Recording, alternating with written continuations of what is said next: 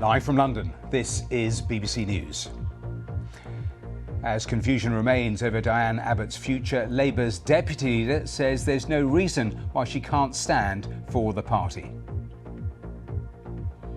In other news, 5 Bulgarian nationals behind the UK's biggest benefit fraud are sentenced. The judge says they'd systematically plundered the state's support mechanism. A 9-year-old girl is in a critical condition and 3 adults seriously injured following a shooting in East London. The jury in Donald Trump's hush money trial will resume their deliberations as we await a verdict in New York.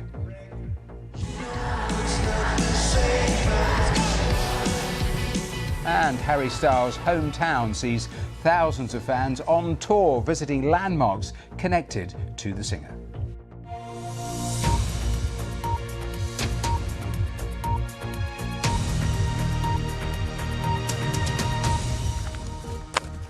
Hello and welcome to BBC News. Let's start straight away with the very latest from the election campaign, because in the last few minutes we've seen Rishi Sunak, his latest stop at a manufacturing plant in Buckinghamshire. The Prime Minister meeting a group of workers there and again setting out his key themes and of course one of those, the economy. Rishi Sunak said he recognised the last few years have been really tough and that the pandemic and Russia's invasion of Ukraine have impacted people's finances. He also spoke about immigration. Have a listen. Take the one issue of illegal migration. I am determined to stop the boats because it's simply not fair that people jump the queue, come to our country illegally, put pressure on local services. And we've got a bold idea to deal with it, making it crystal clear that if people come here illegally, they won't be able to stay because we'll be able to send them to Rwanda. Now, the penny is dropping across Europe. Multiple other European countries just recently all signing up to a declaration, agreeing that our approach is the right one. Who's the one person who doesn't agree with that? Keir Starmer. He's going to release all the illegal migrants that we've already detained. He's going to cancel the flights, offer an amnesty to illegal migrants, making us the soft touch of Europe, making us a magnet for migrants from across the continent. So whether it's on border security or indeed his refusal to match my plans to increase defence spending, you simply can't trust Labour to keep our country safe. Now, what he wants you to believe is that this election is over before it's even begun, that it's a foregone conclusion.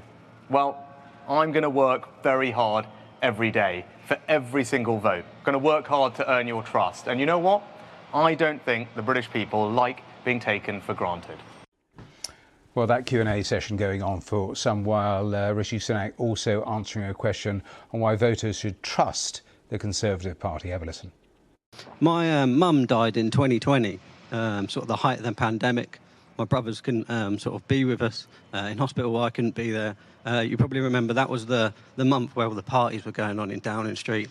I think the month after you attended a gathering where you got a fixed penalty notice. So my question was just sort of, how can anyone trust you or the party after things like this? Yeah. Well, I'm really sorry that you lost your mum, and particularly in those circumstances, because it wasn't easy for so many people during the pandemic, the impact it had on everyone's life.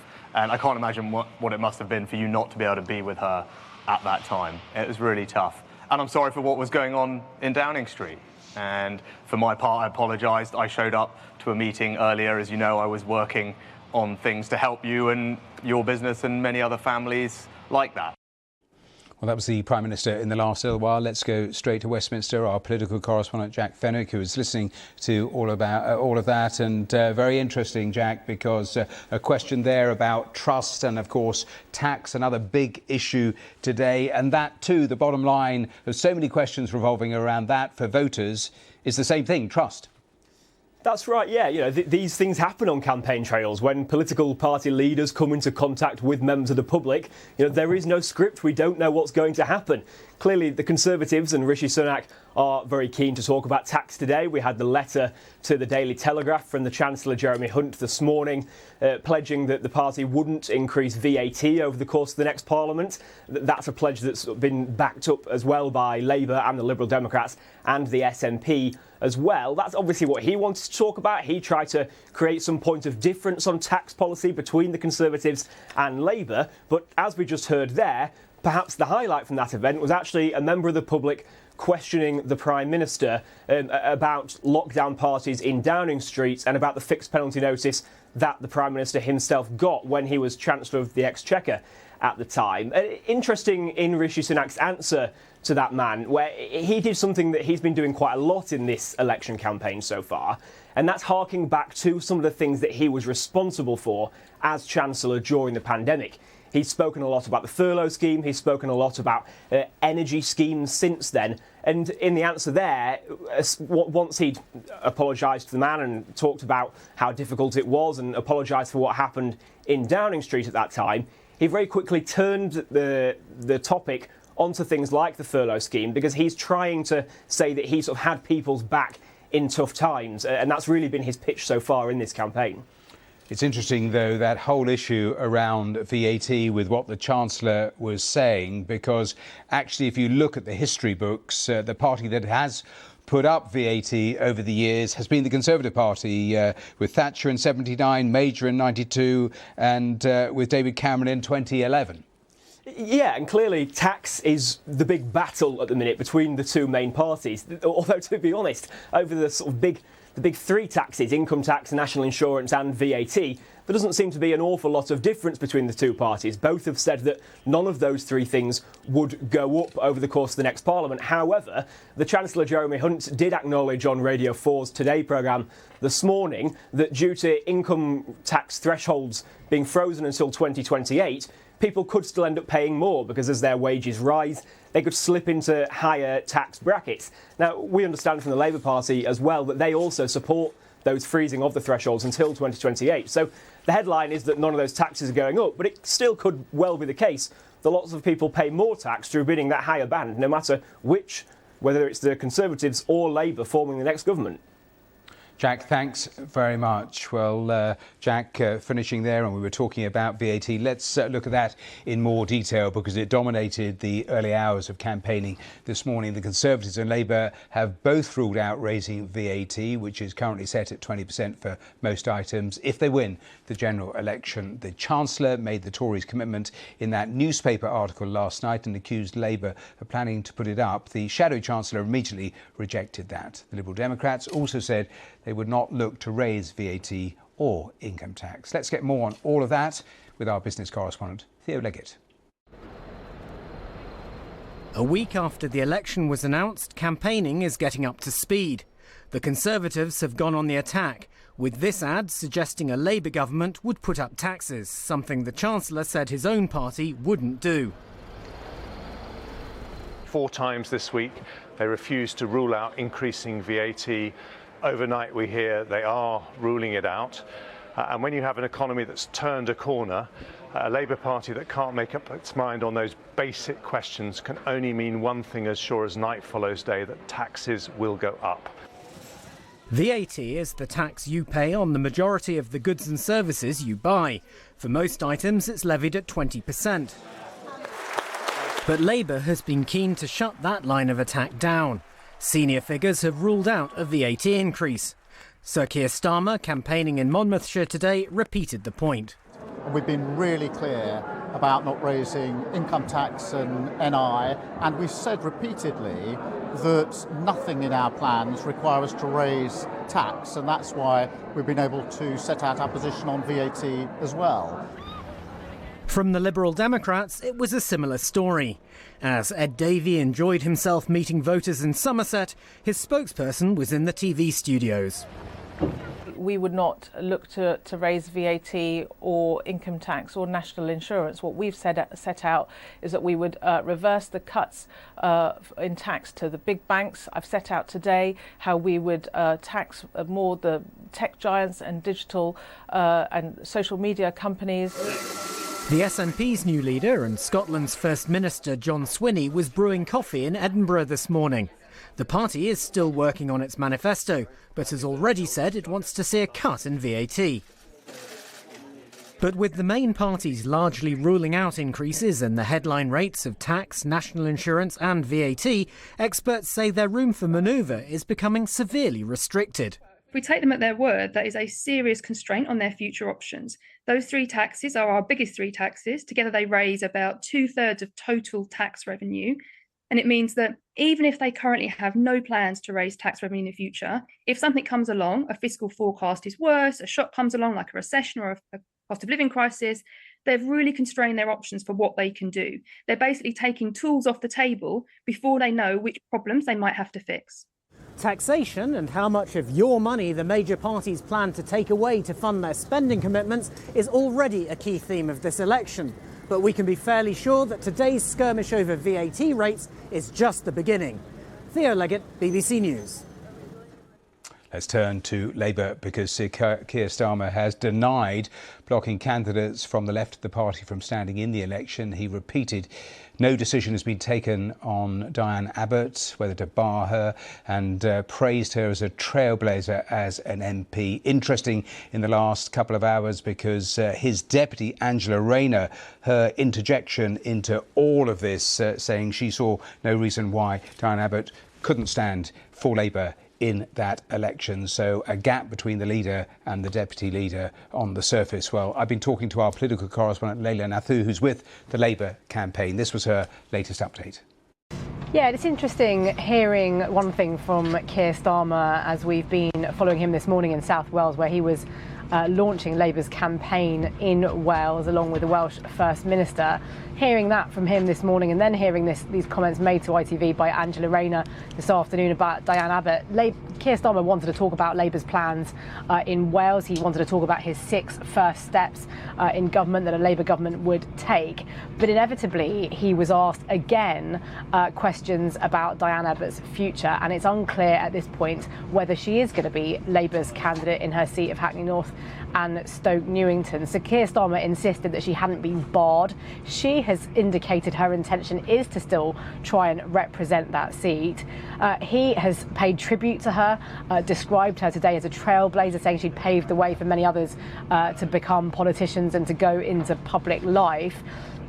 Theoretically, yes, there is no decision because the final decision will be made next week by Labour's National Executive Committee. But there is a wider question here now because Diane Abbott, remember, a key figure on the left, a key ally of Jeremy Corbyn, has accused Keir Starmer of a purge, a cull, in her words, of left-wing candidates. So this is starting to become a wider issue. There are a couple of other candidates who have said that they have not been able to stand for Labour. Faiza Shaheen, a left-wing candidate, also said that she's been barred. According to a friend, she is now going to challenge that decision, having instructed a lawyer. But I think really significant to hear Angela Rayner, the deputy leader of the Labour Party today, saying that she saw no reason why Diane Abbott couldn't stand as a candidate if she chose to. She told ITV she was speaking as the deputy leader of the Labour Party, expressing a view. Other shadow cabinet members have not expressed a view when asked to do so, but I think quite a clear position from Angela Rayner. Keir Starmer deflecting questions by saying, look, the process is still to run and no decisions have yet to be taken. Is that sustainable, though, Leila, to talk about a decision on Tuesday, given that it is dogging the leader and providing a political open goal for the opposition? The Chancellor this morning ending his interview after talking all about tax and being pushed on that, simply saying, well, if Keir Starmer can't handle Diane Abbott and questions around that, how is he going to handle Vladimir Putin? It's a pretty easy hit for the Conservatives. Yeah, Keir Starmer definitely doesn't want to have stories about splits opening up in the Labour Party or any sense of division between him and his deputy. He certainly doesn't want that to come to dominate the election campaign. However, what we've been hearing from Keir Starmer repeatedly, and indeed on this campaign trip that I've been on so far the last couple of days, is him hammering home the message that his party has changed. He said yesterday that his party was unrecognisable, in his words, from the party that fought the 2019 election. Candidates, Labour candidates, are the future of the Labour Parliamentary Party. So where better, in a way, to demonstrate that the party has changed by a changed crop of candidates. So in some senses, a kind of a clear out, if you like, of left-wing candidates could, in some people's view, benefit Keir Starmer and be an illustration, a manifestation of the change in the Labour Party that he has been talking about. Diane Abbott is clearly a very high-profile example of this. She is a particular case because of her history. She was the first black woman MP to stand for Parliament. She's been an MP for 37 years. Keir Starmer himself described her as a trailblazer. So she has a particular place, a particularly special place in the Labour Party, in the left of the Labour Party too. But I think there is, you could view it that this debate over whether the left is no longer prominent or no longer sort of welcome in the Labour Party, as in some senses supporting Keir Starmer's argument that he has changed this party. But I think it could potentially risk damaging days of election campaigning, because we've still got a long way to go until that final decision from Labour's NEC about the final list of candidates. Well, that was Leila Nathu with Labour. We'll return to that issue. It's a fascinating one for both parties, Labour and Conservative, about the selection of candidates. We'll hear from Michael Crick, the political correspondent, on that here in a moment or two. But let's turn to a couple of the election launches we've had today, because our correspondents Harry Farley and Thomas Morgan have been listening to those. Those have been done earlier in the day with the Greens in Bristol and Plaid Cymru in Bangor. So let's hear from our correspondents who are there. For a long time, the Greens' relative political minnows, but there was a real buzz and excitement here. The Greens say this is their most ambitious election launch ever. They say they're aiming to get 4 MPs at the general election on July the 4th. And there was a lot of talk in the speeches about the Conservatives' record, the one that the Greens think is a poor one, but actually much more talk about Labour's plans and what the Greens say is Labour's half measures and broken pledges. And that's because the Greens know that if they're to get any MPs at the general election, they're going to have to beat Labour and persuade voters that whether it's on the cost of living, on affordable housing, or on preventing the privatisation of the NHS, they're going to have to persuade voters that they can offer a left-wing challenge and alternative to Sir Keir Starmer's party.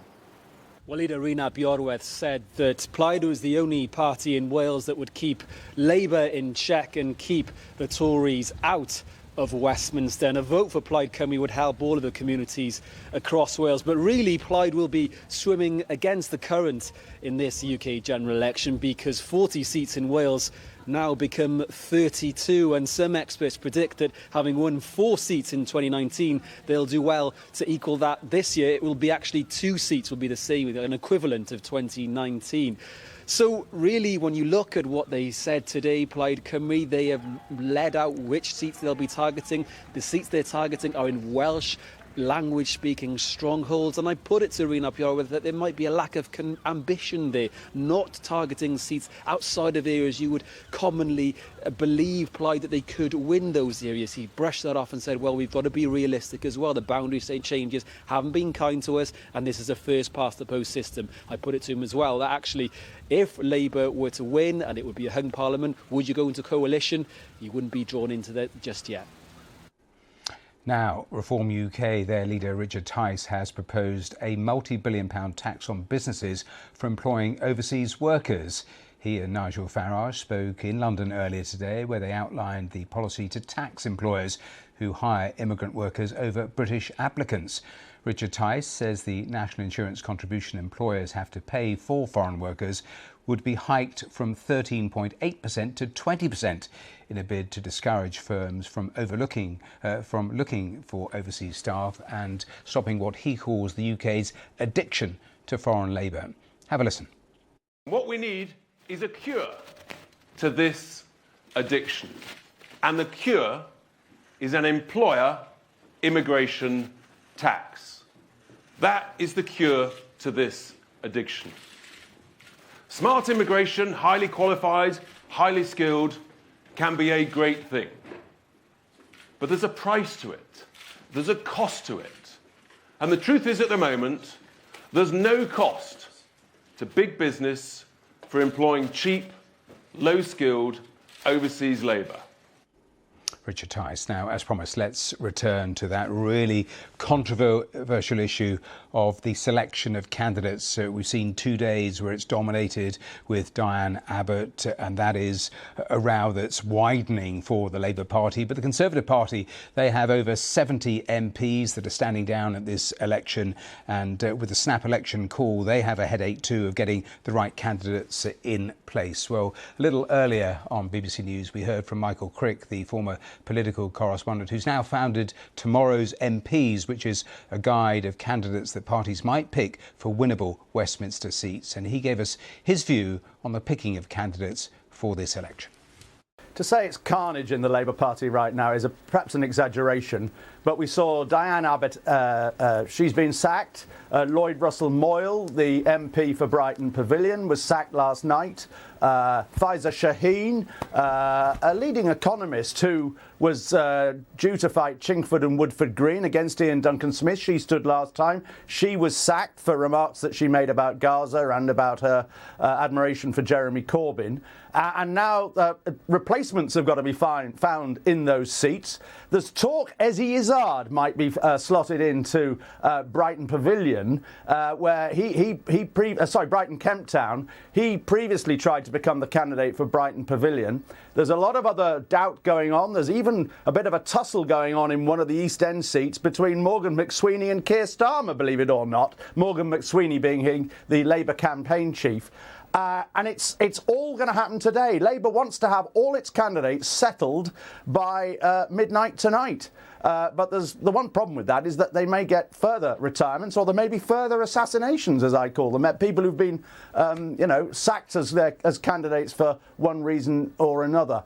On the Conservative side, there's still about 30 seats that you would say are currently Conservative held, which still don't have a candidate. So a lot of jockeying amongst ambitious would-be Conservative MPs.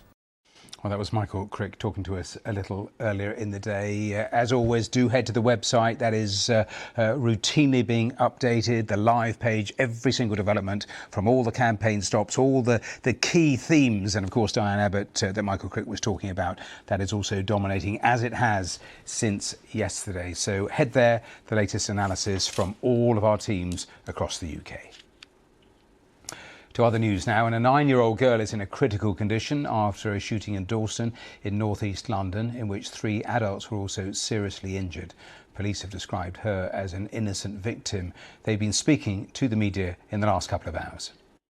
It saddens me deeply to say that at about 9:20 last night, on Kingsland High Street in Hackney, 3 men and a 9-year-old girl were shot when a firearm was discharged from a motorbike. I know that local people will be extremely concerned by this incident. We share that concern, and an urgent investigation has been launched to identify and apprehend those responsible. 3 men aged 26, 37 and 42 who were sitting outside a restaurant were taken to hospital for treatment for gunshot wounds. Their conditions are stable, but one potentially faces life-changing injuries. A 9-year-old girl who was inside the restaurant having dinner with her family suffered a gunshot wound, and she remains in hospital in a critical condition. Our thoughts are with her family, and they are being supported, as you would expect, by specialist officers. We do not believe that the girl and the men injured were known to each other. And as with any child, she was an innocent victim of the indiscriminate nature of gun crime. Police arrived at the scene within minutes of the crime being reported, and 2 crime scenes remain in place at Kingsland High Street and Calverston Crescent, where we recovered a motorbike that we believe was used in the shooting and which we now know to have been stolen. Well, that was the police a little earlier. I've been speaking to our correspondent Thomas McGill, who's there at the scene, and he gave me this update.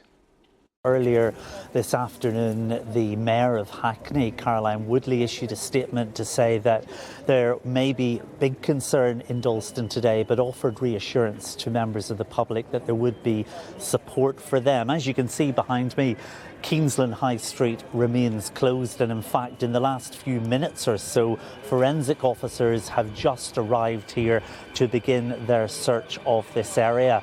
All morning we have seen the cordon and officers stopping people from passing by the Turkish restaurant that was the scene of the shooting last night around about 9:20, when, as the Chief Superintendent James Conway said in that press conference earlier, a motorbike arrived and shot at diners, injuring 4 people, 1 little 9-year-old girl and 3 men. He said as well that today she is fighting for her life and the men remain in a stable condition. They also said that that investigation is fast-paced and complex, and are urging people who were perhaps in this area last night, before, during and in the hours afterwards, who may have mobile phone footage or other types of footage from dash cams or CCTV to come forward and make themselves known. There is a bit of tension in this area today, this afternoon, as people are gathering on street corners asking how this could happen and how some young girl and 3 men could be shot down as they enjoyed an evening out at a restaurant like so many others in this area last night. Eyewitnesses I spoke to told me that it was very busy in this area, and that in the moments after the shooting happened there was chaotic scenes and terrified people falling to the ground and trying to get away from this scene. So today the investigation continues, as you see, and the police very much asking for members of the public who have any information to come forward. Thomas McGill. Now, the role of the Princess of Wales will be replaced by a member of the armed forces in a ceremonial military event in June, the Colonel's Review. The Princess has not been attending public engagements since she revealed she was being treated for cancer. Buckingham Palace has now confirmed that King Charles will attend next month's Trooping the Colour ceremony, which marks the sovereign's official birthday, but will ride in a carriage and not on horseback. Let us pause from all of the campaign trail and the other news of the day. Let's catch up with the weather details. That's with Darren Bett. Hello there. We are seeing a few showers today, but generally not as heavy or as widespread as they have been recently. It is a drying trend over the next few days as that high pressure tries to build across the UK. Between that and the low in the North Sea, we've got a northerly breeze that's been pushing this cloud, which yesterday gave all the thunderstorms in Scotland. Those are moving south of the UK, but that cloud is swirling around the low, coming in from the North Sea and keeping it a bit cooler across some eastern parts of England, typically 15 degrees. Elsewhere, those temperatures are going to be higher. We could make 19 or 20 in a few places. With that cloud coming in off the North Sea, we've got a bit of rain. Ahead of that, a few showers. The odd sharp ones still possible in the southeast before those move away. Dries off for a while before a little bit more rain comes into eastern parts of England. Away from here, though, we're going to have clearer skies. The wind's a bit lighter. Few short-lived mist and fog patches. A bit chillier overnight in Scotland and Northern Ireland, could be down to 7 or 8 degrees. Here, though, should be a fair bit of sunshine around tomorrow. We've got cloudy skies across eastern parts of England and the Midlands. Rain or showers tending to become confined into the southeast. Some late sunshine in the Midlands. Sunny skies elsewhere and quite a warm day as well with the sunshine. Those temperatures again, 19, 20 degrees. You can see where it's a bit cooler because of that cloud across East Anglia and the southeast of England, Lincolnshire too. This area of high pressure tending to build a little bit more towards the UK will tend to move most of that rain away from southeastern areas. Still the chance of 1 or 2 showers, still a bit more cloud coming in off that breeze off the North Sea, but otherwise again more in the way of sunshine. Pleasantly warm in the sunshine with the winds becoming lighter as well. It will be warmer across northern and western areas, a little bit cooler still across some eastern parts of England. Fortunes may change as we head into the second half of the weekend. That area of high pressure tending to get squeezed away as we see more cloud coming in around the top of it, heading towards the northwest of the UK. And that may well bring with it eventually a little bit of rain towards the northwest of Scotland and the Northern Isles as well. More cloud for Northern Ireland. We'll see more sunshine for England and Wales and a sunnier day with lighter winds across East Anglia and the South East. So here it's going to be warmer. Temperatures reaching 22, maybe 23 degrees. Still quite warm for eastern Scotland, but cooler in western Scotland.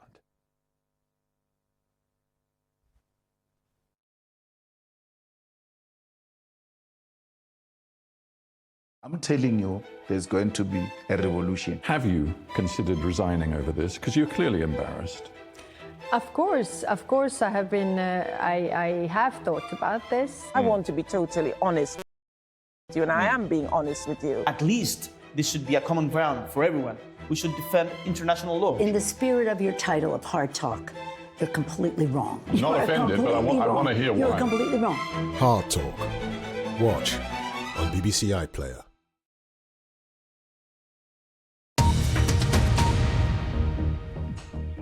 Welcome to BBC News. Let's turn to our main headlines this half hour. On the campaign trail, Rishi Sunak has been visiting workers in Buckinghamshire and sees questions raised about trusting the Conservatives after Partygate. How can anyone trust you or the party after things like this? Yeah. Well, I'm really sorry that you lost your mum, and particularly in those circumstances. Elsewhere on the trail, the Conservatives, Labour and the Liberal Democrats all rule out increasing VAT after the general election. As confusion remains over Diane Abbott's future, Labour's deputy leader says there's no reason why she can't stand for the party. In other news, 5 Bulgarian nationals fraud, a sentence the judge says they'd systematically plundered the state's support mechanism. And the jury in Donald Trump's hush money trial will resume their deliberations shortly as we await a verdict.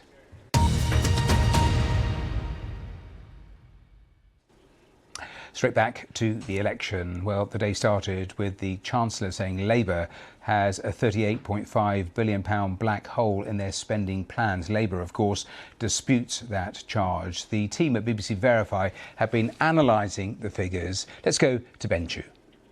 Jeremy Hunt unveiled a Conservative dossier called Labour's Tax Rises. This claimed that Labour had committed to £38.5 billion in unfunded spending over the next 4 years, which it alleged was equivalent to £2,094 per working household. Not to be outdone, Darren Jones of Labour unveiled his own dossier at an emergency press conference yesterday called Conservatives' Interest Rate Rise. Now, this Labour dossier claimed £71 billion worth of unfunded Conservative pledges and alleged this would put people's monthly mortgage payments up by £350. So, some big ominous numbers there. Should we take them seriously? The answer is not really. This is a war of some rather dodgy dossiers. The Conservatives have made some questionable assumptions about how much a future Labour government would spend based on what it said about things like providing school breakfast clubs and bringing more public service delivery in-house rather than using private companies. Moreover, to get to that £38.5 billion figure, they've added up 4 years of supposedly additional spending to make it sound bigger. It's a bit like your boss adding up your wages over the next 4 years and suggesting that figure is your salary. As for Labour, their £71 billion figure for what they claim are unfunded Tory pledges includes tens of billions of pounds on items such as scrapping employee national insurance and inheritance tax, which seems to be general aspirations, not policy. And they get their figure for the hit to household finances by assuming this sum gets borrowed and pushes up interest rates in 5 years' time, before some of these aspirations have even been turned into policies. But economic circumstances in 5 years are likely to be very different. So treat both dossiers and those alarming numbers that flow from them with some heavy scepticism. Moreover, experts warn that both of the parties are downplaying or even ignoring something far more economically relevant to many people, which is a major squeeze on day-to-day public service spending. Let's explain. The most recent budget penciled in a 1% a year rise in overall day-to-day spending on Whitehall departments in the next Parliament.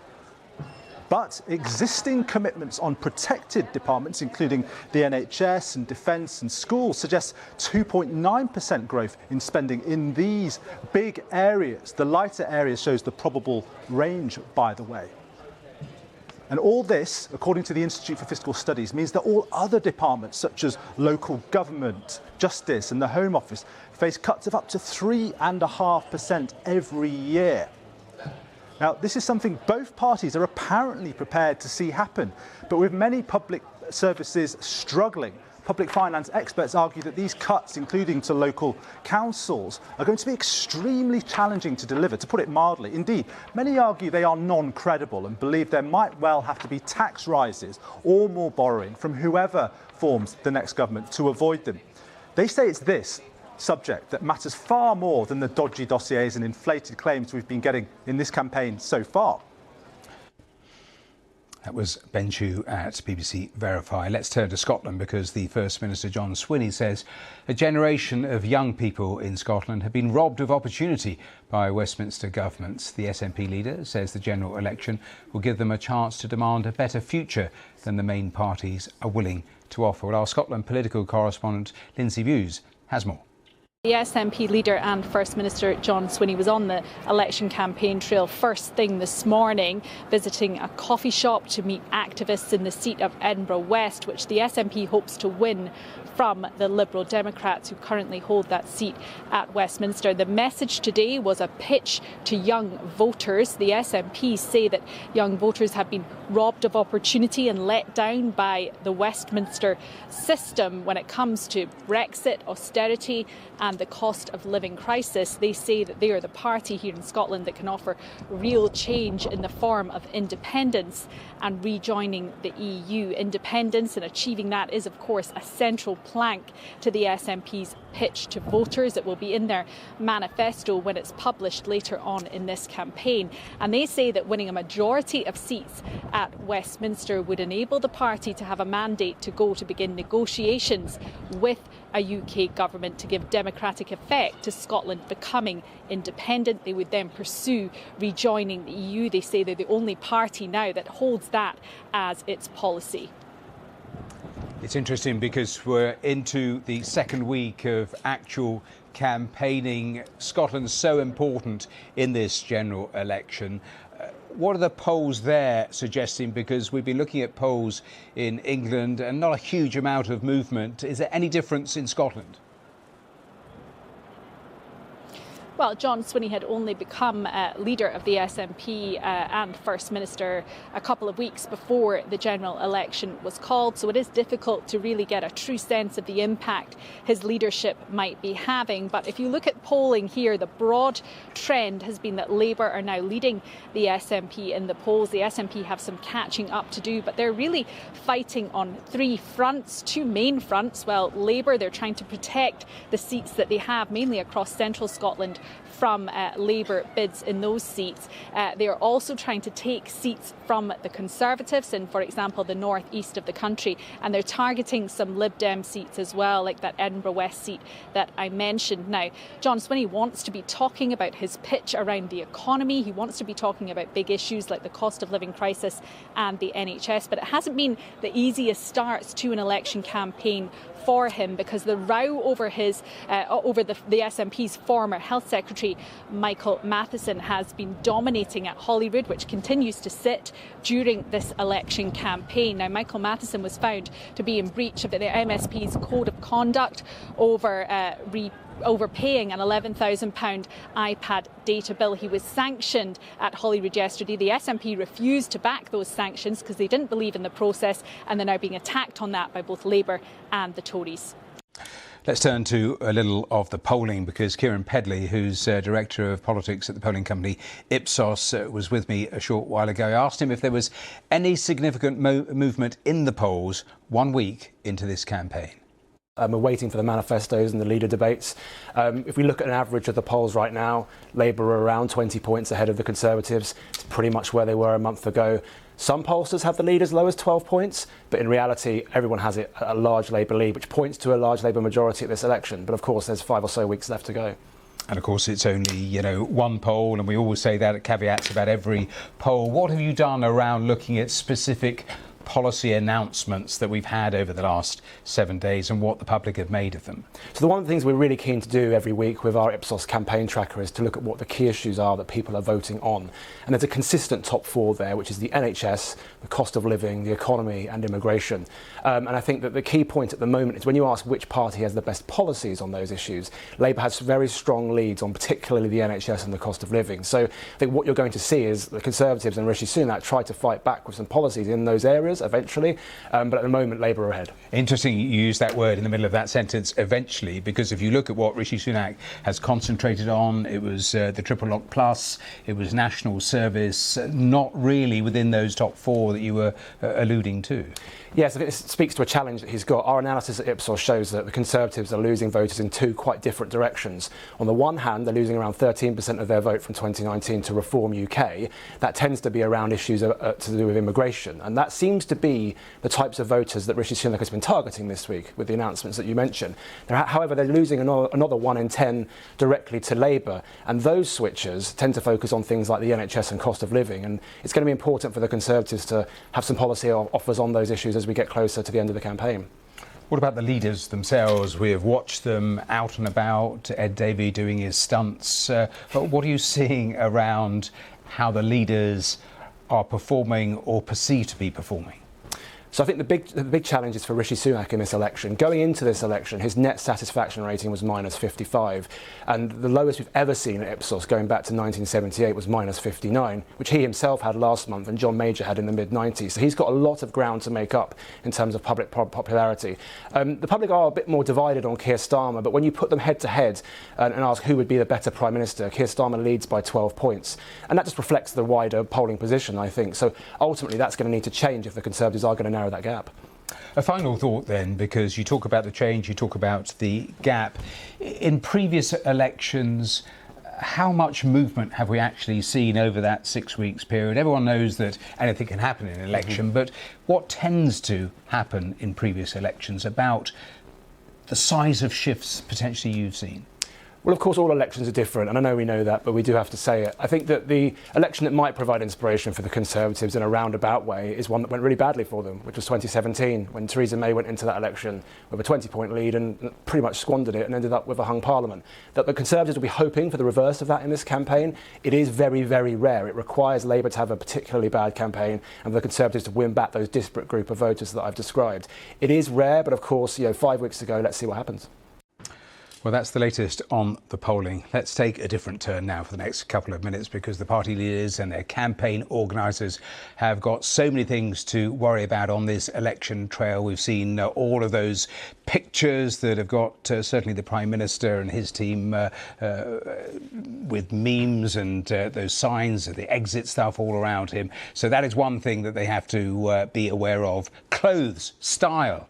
That, of course, another thing to worry about on the campaign trail. So let's talk about that for the next couple of minutes. Let's speak to Julia Robson, who's fashion journalist, assistant professor at Regent's University and former fashion editor of the Sunday Mirror. Welcome here to the programme. So let's talk about what you've seen over the first, 8 days.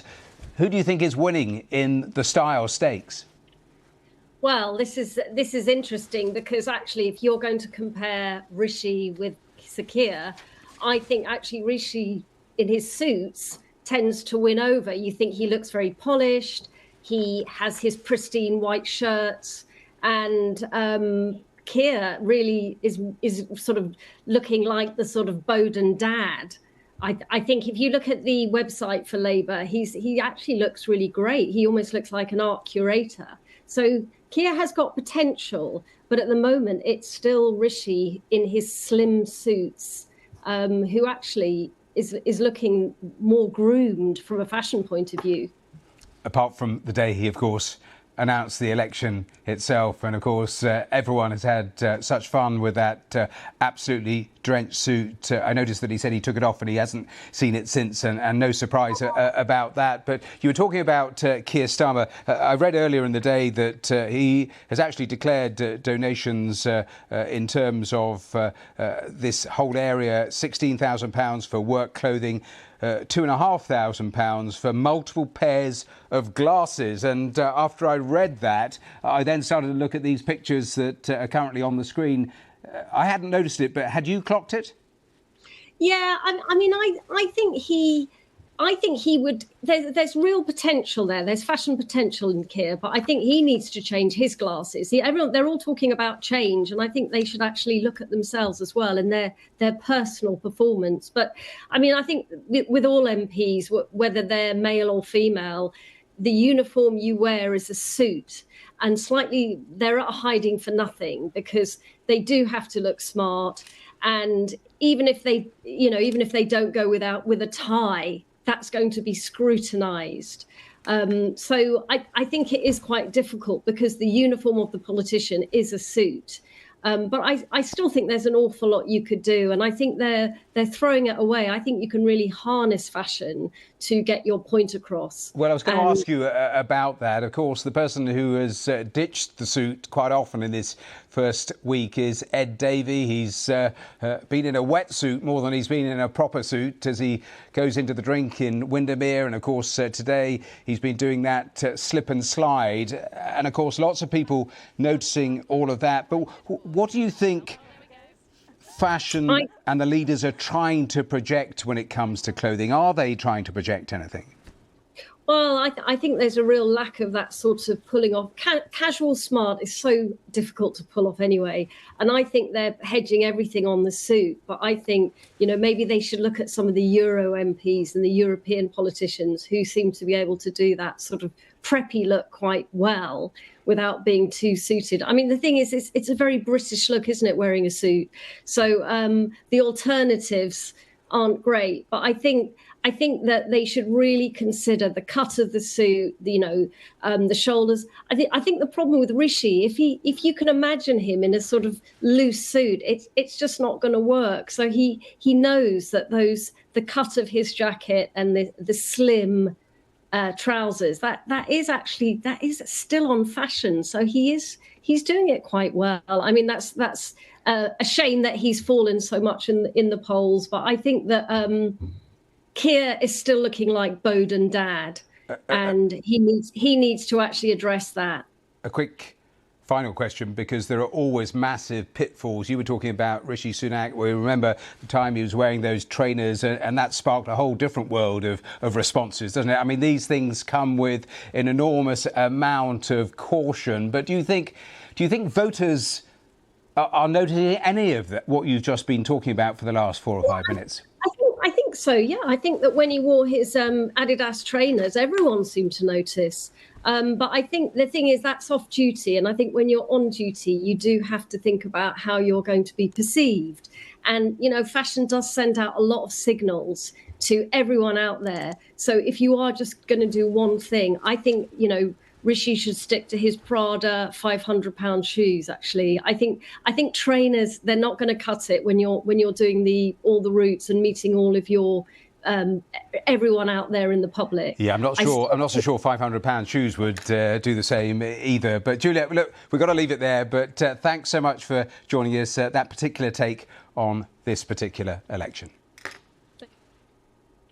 Just a reminder, there is the very latest available on the BBC website, every aspect of the election, perhaps even a word or two about the various fashion choices. But all the latest from our teams following the party leaders right around the UK. And it's available also on the BBC News app.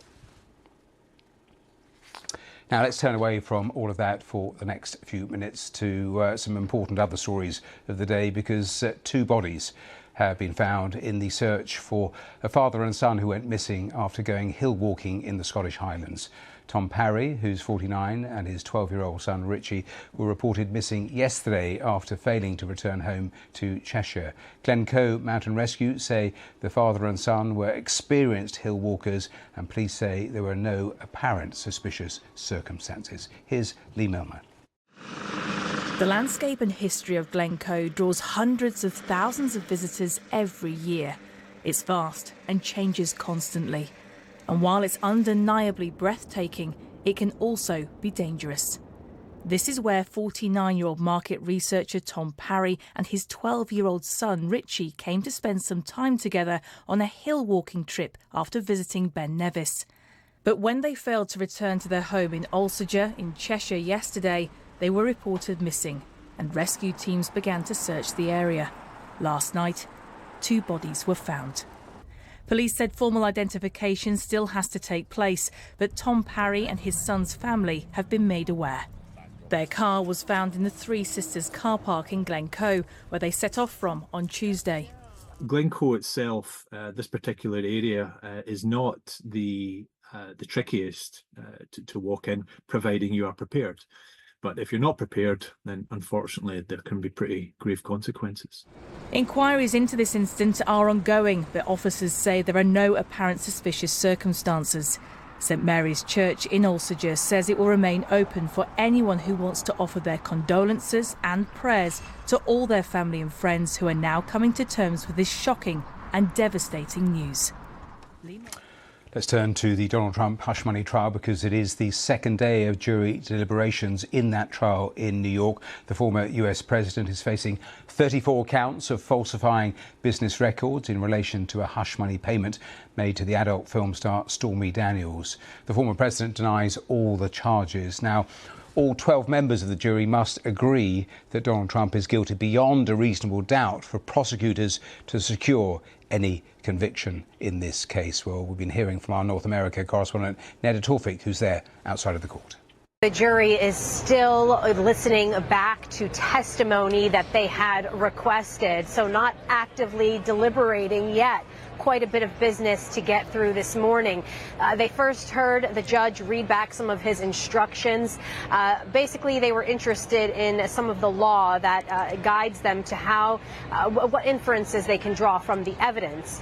Now, what we have is 2 court reporters quite literally reenacting some of the first witness in this case, David Pecker, the tabloid publisher of the National Enquirer.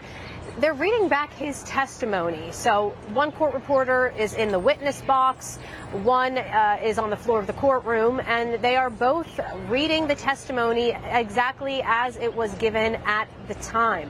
So that is going to take a bit of time, Matthew, but jurors clearly want to review this evidence as part of their deliberations. In terms of what it is like where you are, just give me a sense of that, because we were talking last time we spoke about just how tense Donald Trump is as we get to this absolutely crunch time. Give me an idea of the sort of media interest that is all around you. Yeah, well, Matthew, certainly as we get closer to a verdict, the scene of press here has grown. The amount of security has increased, and we're seeing more protesters than usual turn up at the park across from me. You know, Donald Trump inside is often closing his eyes, as he has done throughout this trial, not appearing too engaged today in the portions of kind of having testimony read back to jurors, but he has to remain close by and in this building in case of a verdict. So he is here with a close group of his inner circle. He's here with his son, Eric, today. Some of his other kids have joined him other days. He's here with some close friends, of course, his campaign staff, his legal staff. But there is, as you say, a real air of anticipation, but also very much everyone aware that it's impossible to predict how long jurors might need. And remembering that this is a historic decision that they are now having to bear the weight of taking. Neda Tawfik. Let's turn to the Middle East, because the UN says the amount of humanitarian aid entering Gaza has decreased by 2/3 since Israel began its offensive in Rafah earlier this month. Gaza's health ministry says 53 Palestinians have been killed and 357 injured in the Gaza Strip in the last 24 hours. The Israeli military says it has now established full operational control over the Gaza-Egypt border, including the Rafah and Karim Shalom crossings, where thousands of trucks with aid are now waiting. The Israeli army say they've discovered rocket launchers and at least 20 cross-border smuggling tunnels in the area since taking control. Well, residents in Rafah say that there's been intense artillery shelling and gunfire over the last day, with people continuing to flee. Well, speaking in Beijing, the Egyptian president said Palestinians must not be forcibly displaced. I call on all the relevant parties in the international community to fulfill their moral and legal responsibility to stop the brutal Israeli war.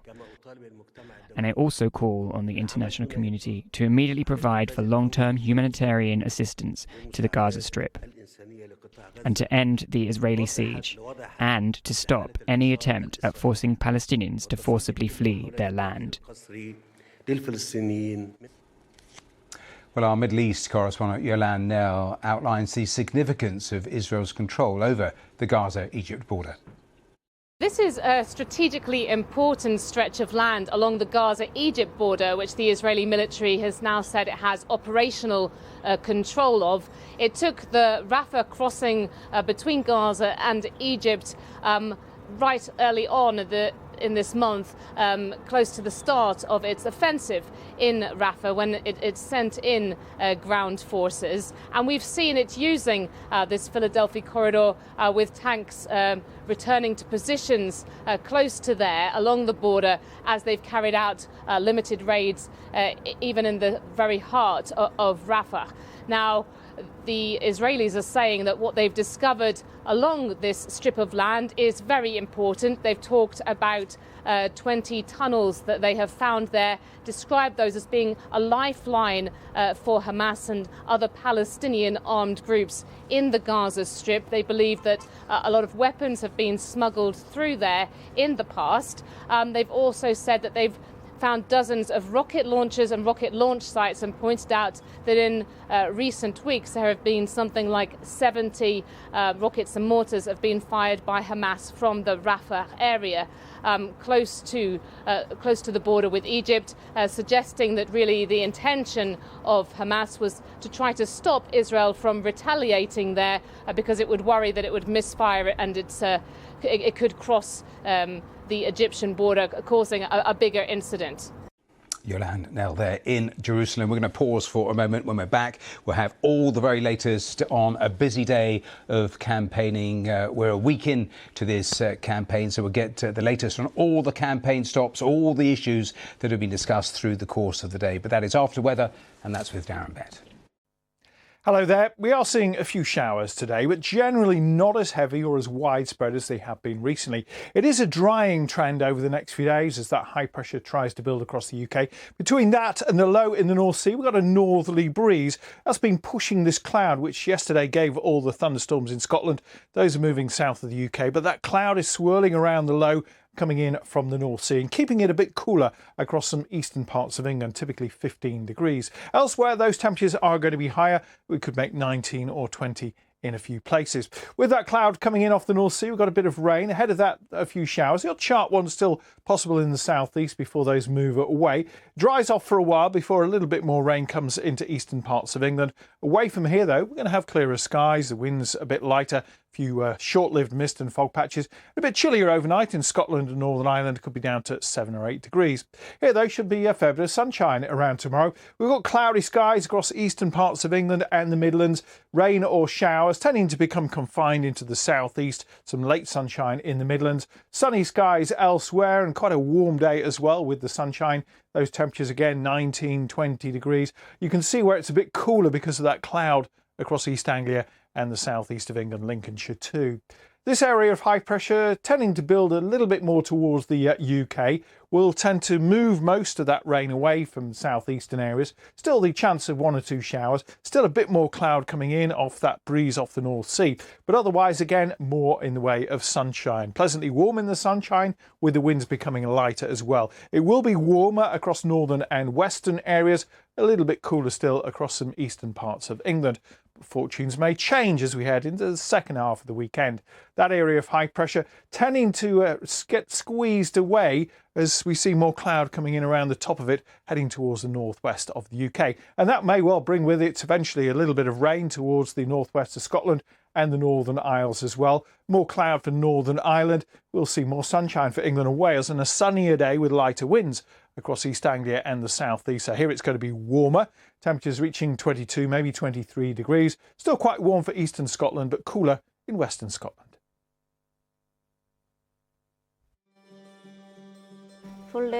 I used to work the whole day when I was pregnant. I wouldn't take much rest. I remember being thirsty all the time and out of breath.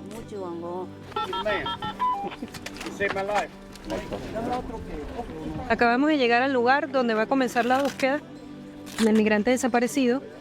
So from where we're at right now, we can see from left to right and right to left, a heavily wooded area denotes the border between North and South Korea. There are no fences, there are no barriers, and there are no walls that separate North and South. زنایی که فقط باید سکوت کنن، هیچ کس نباید صدایشان رو بشنوه، صدای گپشان رو بشنوه. ما تصمیم گرفتیم که در اونجا باید صدامون رو به شکل آهنگ بیرون کنیم. Just because we've got a disability doesn't mean that we are children. We are adults with hopes and dreams. Without sports, none of us would be here. Inspiring short films from the BBC. Watch now on iPlayer.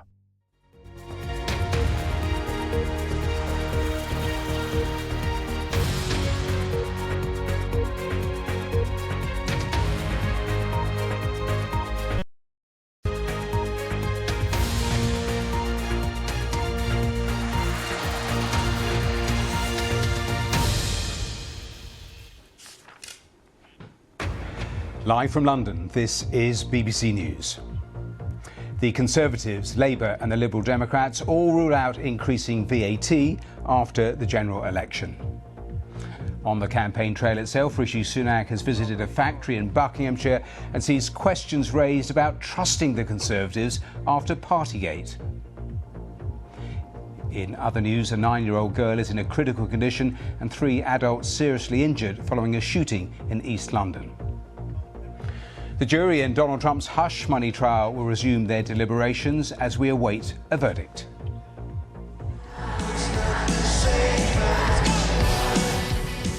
And Harry Styles' hometown sees thousands of fans on tour visiting landmarks connected to the pop star.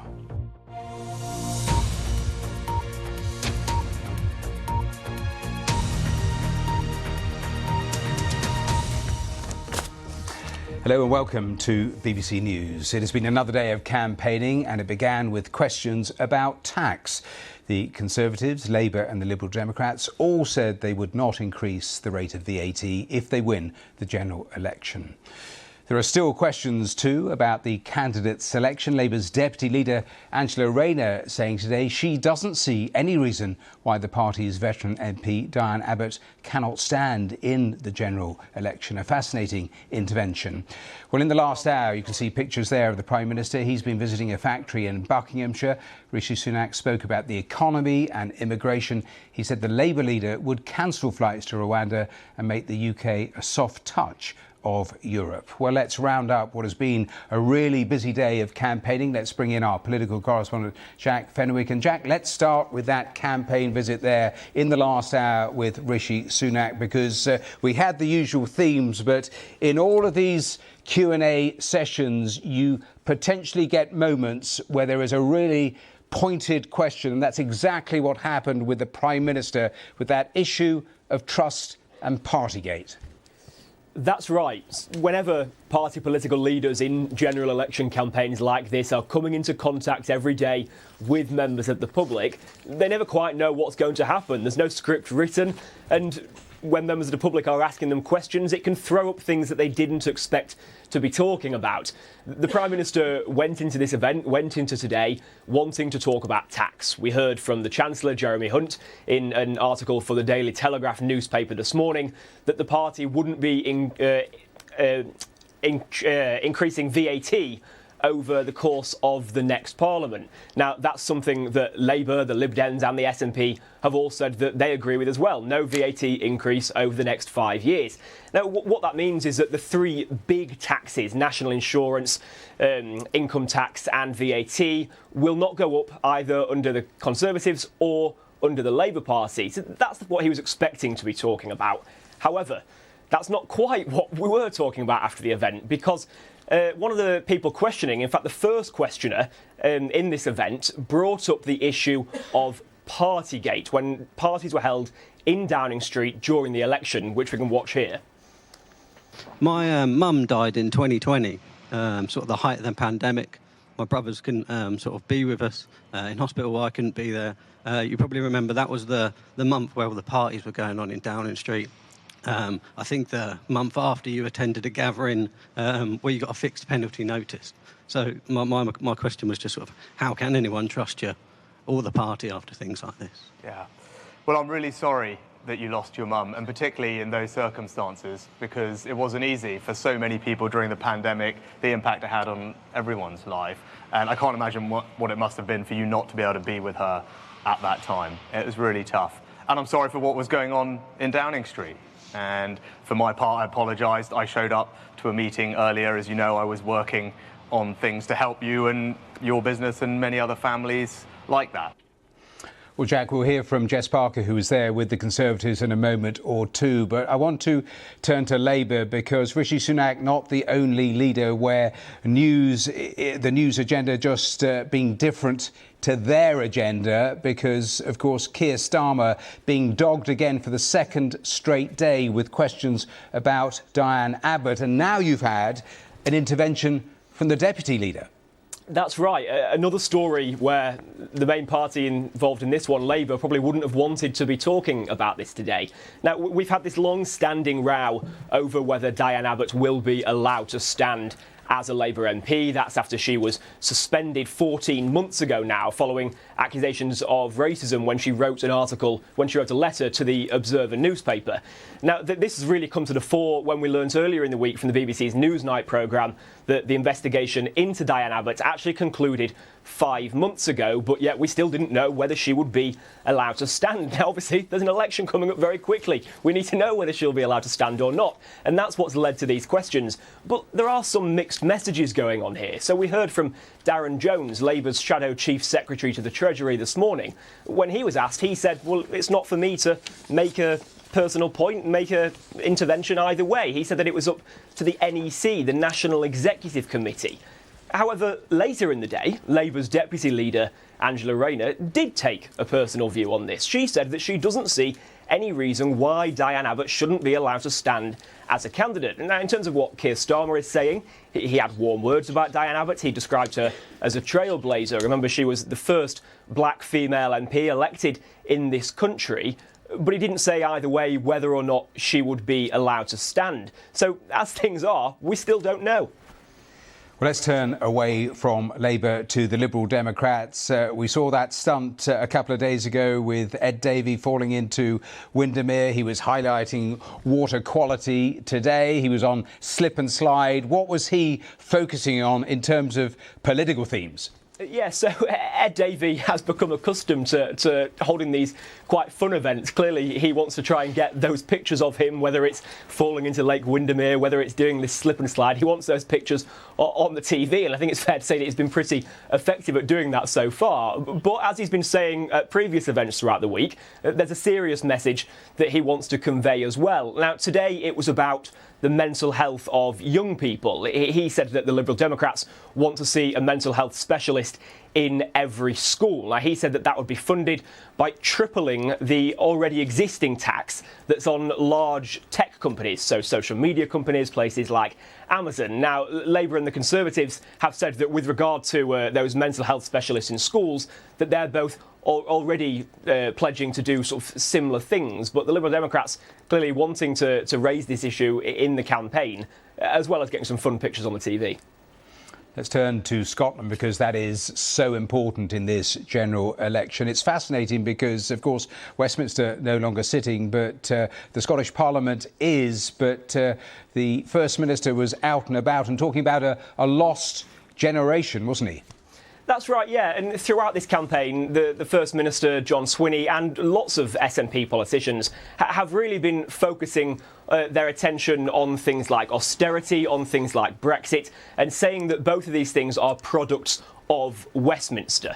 They're saying that it was MPs in Westminster who sort of brought these things about, and they've really been pitching themselves as the people who can defeat the Conservatives in more seats than any other party in Scotland. But we've also heard from other parties. For example, the Liberal Democrats were saying earlier this week that they want to try and beat the SNP into third place overall. But no surprise that from the SNP we have been hearing those sort of rallying cries against Westminster politics, and they've been trying to turn the heat on both parties as well. We've heard from them this week week, writing to both parties, talking, asking them to recognise Palestine as a state. So that's another example of where sort of events going on throughout the election campaign, as we've seen with Diane Abbott, as we've seen with Rishi Sunak today, can take us in directions that we weren't expecting. Jack, thanks for taking us through the various questions being asked of the party leaders. Thanks very much. And some of the campaigning. I'm just reading here that Angela Rayner has just done some media interviews talking about Diane Abbott, that slight difference in emphasis from Keir Starmer. So as soon as we get that in, we would obviously play that to you. But we were talking of moments. We were showing that moment with Rishi Sunak on his last campaign stop. So let's go to Jess Parker, because she was with the Prime Minister. And Jess, as we were saying there, election campaign trails, you get these moments where a member of the public will ask perhaps an unexpected question. Was that a moment we saw a little earlier? Yeah, I mean, look, sometimes politicians and political parties are really accused of staging events, trying to control questions, but what happened, and I was in the room in the factory earlier where Rishi Sunak was visiting, is he gave his stump speech. We heard a lot of familiar themes from the Prime Minister about why he thinks the Conservative Party have a great plan, and criticisms that he had of the Labour Party, all pretty predictable. But the first question, as Jack was just talking about, that came was from a man who said that his mother very sadly had died during the pandemic, that he hadn't been able to be with her, and he brought up, of course, those infamous Downing Street parties that grabbed the headlines and infuriated people up and down the country. Now, Rishi Sunak offered his sympathies for the man's mother's death. He talked about how, yes, he had arrived early for a meeting, as he described it, during the pandemic, and he went on to talk about actions that he had taken during COVID as well when he was Chancellor, because of course at that time Boris Johnson was the Prime Minister. But I think, you stand back a little bit from this. The reason, of course, it was a question perhaps Mr. Sunak might not have expected, but also something that he is trying to do, and all parties are trying to do at the moment, is a central message. They're trying to tell people, you can trust me. In fact, you should trust me more than the other guy. So to have a question like that right off the back of a stump speech that also talked about trust as well, it gets the heart of that, undermines that message potentially. And I think as well it shows that, of course, voters do have long memories. OK, 2020 is not that long ago, but Rishi Sunak wasn't Prime Minister then. He was Chancellor, although, of course, he got drawn in to the whole saga. But it's interesting to see that somebody brought that up with him, somebody who'd gone through something very personally painful during that time, and explicitly sort of asked, why should I trust you given what's happened in the past? So it was certainly a difficult and, as you say, unexpected moment for Rishi Sunak. Jess Parker, thanks very much. Well, there have been, as well as all of that campaign launches today. Our correspondent Harry Farley and Thomas Morgan have been covering the campaign launches, the Greens in Bristol and Plaid Cymru in Bangor. Let's hear from both of them.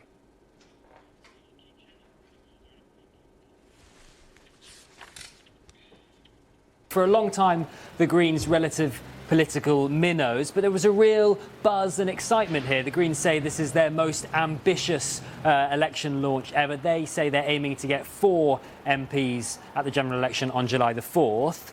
And there was a lot of talk in the speeches about the Conservatives' record, the one that the Greens think is a poor one, but actually much more talk about Labour's plans and what the Greens say is Labour's half measures and broken pledges. And that's because the Greens know that if they're to get any MPs at the general election, they're going to have to beat Labour and persuade voters that whether it's on the cost of living, on affordable housing, or on preventing the privatisation of the NHS, they're going to have to persuade voters that they can offer a left-wing challenge and alternative to Sir Keir Starmer's party. Well, leader Rhina Bjorweth said that Plaid was the only party in Wales that would keep Labour in check and keep the Tories out of Westminster. And a vote for Plaid Cymru would help all of the communities across Wales. But really, Plaid will be swimming against the current in this UK general election, because 40 seats in Wales now become 32, and some experts predict that having won 4 seats in 2019, they'll do well to equal that this year. It will be actually 2 seats will be the same, an equivalent of 2019.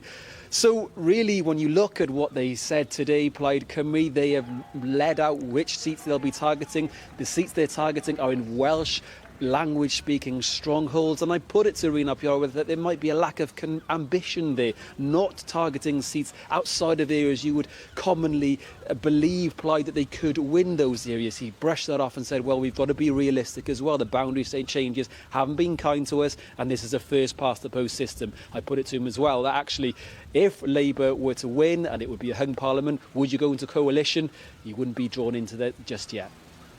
Well, more on the Greens here in about 20-25 minutes' time. Well, the First Minister and SNP leader John Swinney has been on the campaign trail in Edinburgh earlier in the day, focusing on young people. In his speech, he said that austerity, Brexit and the cost of living crisis are holding back an entire generation of young people in Scotland. The SNP also say they are the only party offering Scotland a route back into the European Union. So let's talk live on the programme to Alan Smith, the SNP's Europe and EU accession spokesperson. Thank you, Alan, for being here with me. As I was saying there, that John Swinney talking about how Brexit, how austerity, how the cost of living has all impacted young people. So what is the SNP's route map out of that?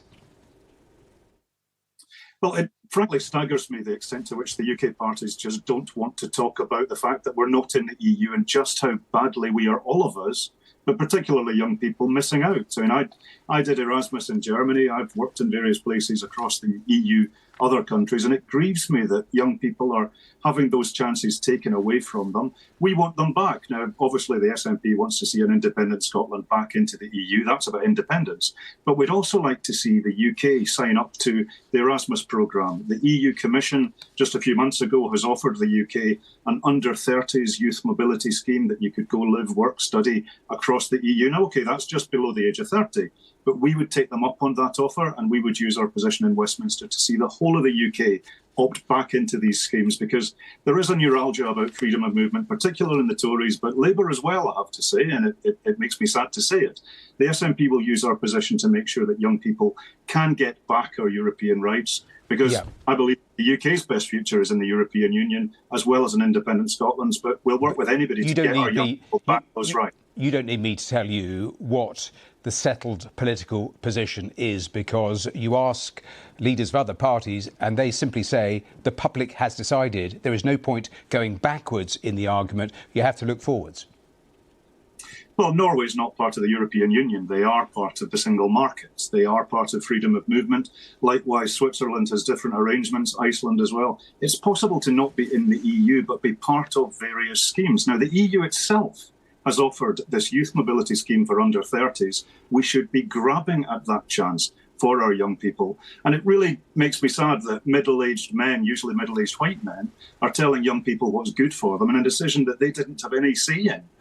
The act of leaving the EU in the way that we did has massively diminished the youth, particularly life chances, and we want to see them get them back. How difficult is it running a campaign where you're the incumbent and are being attacked on your track record, the basics of health, education, transport, whilst you're also trying to fight a resurgent Labour and a Westminster government with the Conservatives in charge? That's three flanks, isn't it?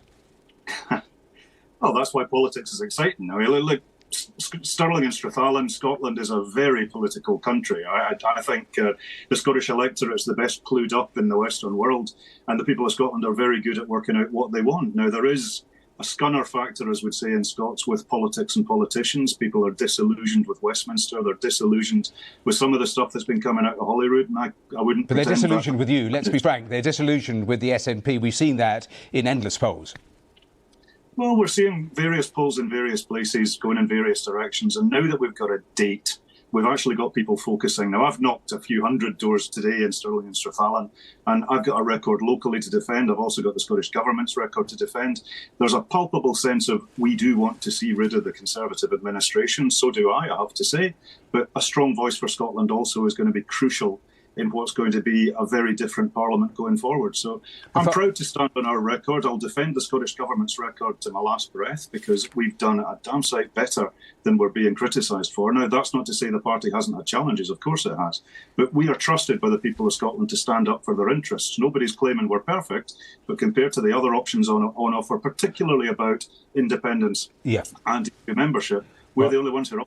A final question on independence, because the leader of the Scottish Conservatives said if you take a real hit in Scotland in this general election, it does for independence. He's right about that, isn't he? Which is why it's all the more important that people put our differences to one side, get behind the SNP and unite the yes majority that we have in Scotland. And independent support is round about 50-50 versus the Union. So I think it's really important that we do have a strong voice for a democratic solution to the independence question. I want to see an independent Scotland in Europe. That's a democratic discussion. But the idea that the Westminster parties can just say no to the people of Scotland, that's not remotely sustainable, and everybody knows that.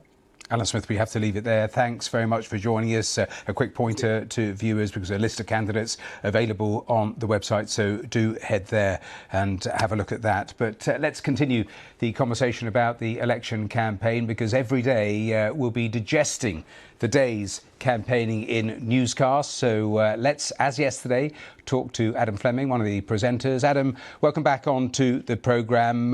What are you going to be looking at today? Because it's been a really fascinating day of campaigning in all sorts of different areas. Hi, Matthew. Yeah, my theory is that this is the first proper day of the election as a normal election. Up until now, it's all been quite stage managed. It's all been about putting the building blocks in place, like the slogans and the campaign buses and things like that. But today we've seen actual, genuine politics going on. We saw Rishi Sunak being confronted at a visit by somebody who lost their mother to COVID, and he brought up Partygate, a subject that Rishi Sunak is not comfortable talking about, and the Prime Minister's had very mixed reviews for how he handled that. Keir Starmer's in day 3 or 4 of the Diane Abbott saga about candidate selection, which is expanding out to a sort of even bigger story for the Labour Party about factional fighting, which stops him delivering his key campaign messages. That's pretty classic too. And we've seen lots of the other parties launching their campaigns as well. So, for example, the Green Party of England and Wales trying to influence the direction of the Labour Party. And intriguing from the Green Party of England and Wales, actually, they're being quite candid about the fact they're only focusing on 4 seats. They're not going in for this old-fashioned thing of like, yeah, we could be a government. So they're being quite honest. But yeah, a real kind of classic day where the parties are not being able to say everything that they want to say. And the other classic element of this, Labour and the Tories both publishing dossiers of numbers about the other parties' spending pledges that are kind of imaginary. And it's quite fun reading them, but they ain't true. It is interesting because you were talking about in your answer around Rishi Sunak about trust, and of course all of the claim and counterclaim, that too, inevitably when you listen to voters, it comes down to that issue of trust, what they believe the parties are going to actually do rather than what they promise. I was listening to the radio early this morning, and it was interesting because so many voters said that they were sort of disillusioned, that they thought they were all the same. It's a real task, isn't it, for the leaders, for the parties to differentiate themselves from each other? Yeah, although it's somebody who's doing that spectacularly well is the Liberal Democrat leader Ed Davey. We've talked about him already this week doing his quite funny photo ops. Today he was sliding down that water slide in the West Country. What is interesting about that is that trope of doing the funny campaign stunts has gone from being a funny joke to now people are actually analysing it about whether it is a wise move for him to be doing that. But yeah, and also the tricky thing about gauging voters' enthusiasm is, well, actually, how do you do it? And I've been doing some other work over the last few days talking to people about opinion polls. And the fact is that the pollsters, when they're doing their opinion polls, they have to make a judgment about how likely people are to turn out. And that judgment by the opinion pollsters has quite a big impact on the opinion polls themselves, which then shape the shape of the race. So the only opinion poll that really matters, of course, is the one on polling day on the 4th of July. One other thing we're going to be talking about, the return of Angela Rayner. So she's been been in a bit of a box for the last few weeks because she had that police investigation hanging over her about whether she'd been honest about where she was living a few years ago, and also her big signature policy, which is enhanced rights for workers if there was a Labour government. That is much more nuanced and much less ambitious than it was when she first started talking about it a few years ago. But she's now been let out of the traps. What's the first thing she's done? She's caused a problem for Keir Starmer by having a different position to him about whether Diane Abbott should be able to run as a Labour candidate when they start endorsing their candidates next week. She's also going to have her own battle bus, which is reminding me of John Prescott. Do you remember when he was Tony Blair's right-hand man, and he could talk to the left of the party, and he had a bus? He had a bus, and he had a famous left hook as well. So thanks very much, Adam. Thanks for taking us through all of that. You're absolutely right. That's a very interesting intervention from Angela Rayner, and we hope to play you that clip of her talking about Diane Abbott, her position, which perhaps is slightly different to Keir Starmer's position. We'll play you that clip just as soon as we have it in. But in terms of Adam and what you were hearing there, you can catch the latest episode of Newscast. It is on BBC Sounds. Well, just for a few minutes, let's turn away from the election campaign. We'll have plenty more here in the coming minutes, but let's turn to some other really important stories of the day, because a 9-year-old girl is in a critical condition after a shooting in Dalston in northeast London, in which 3 adults were also seriously injured. Police have described her as an innocent victim, and they've been speaking to the media in the last few hours. It saddens me deeply to say that at about 9:20 last night, on Kingsland High Street in Hackney, 3 men and a 9-year-old girl were shot when a firearm was discharged from a motorbike. I know that local people will be extremely concerned by this incident. We share that concern, and an urgent investigation has been launched to identify and apprehend those responsible. 3 men aged 26, 37 and 42 who were sitting outside a restaurant were taken to hospital for treatment for gunshot wounds. Their conditions are stable, but one potentially faces life-changing injuries. A 9-year-old girl who was inside the restaurant having dinner with her family suffered a gunshot wound, and she remains in hospital in a critical condition. Our thoughts are with her family, and they are being supported, as you would expect, by specialist officers. We do not believe that the girl and the men injured were known to each other. And as with any child, she was an innocent victim of the indiscriminate nature of gun crime. Police arrived at the scene within minutes of the crime being reported, and 2 crime scenes remain in place at Kingsland High Street and Calverston Crescent, where we recovered a motorbike that we believe was used in the shooting and which we now know to have been stolen.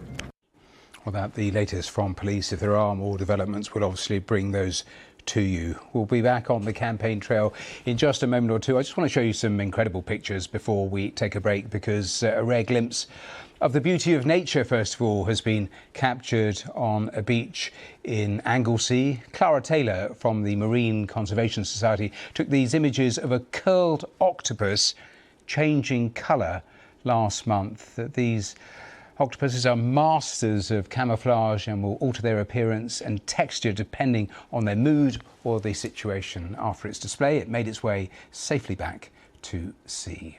Before weather, let's head to Iceland, show you the pictures from there, because that volcano continues to erupt. Of course, it has erupted 5 times since December, and officials there were saying actually today, fortunately, the winds are actually sending all those poisonous gases away from the capital. Pretty uninhabited, that particular area where this volcano is, but still some of the lava getting across the main roads heading towards that nearby town that already had been evacuated, but still some spectacular pictures coming from the southwest of Iceland.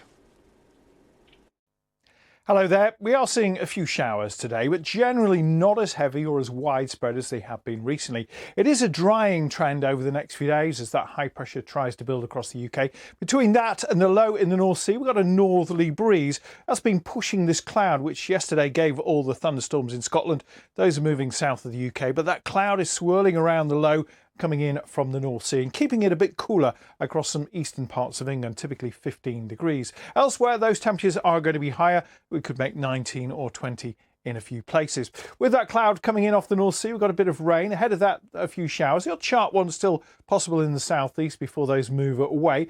Dries off for a while before a little bit more rain comes into eastern parts of England. Away from here, though, we're going to have clearer skies. The wind's a bit lighter. Few short-lived mist and fog patches. A bit chillier overnight in Scotland and Northern Ireland, could be down to 7 or 8 degrees.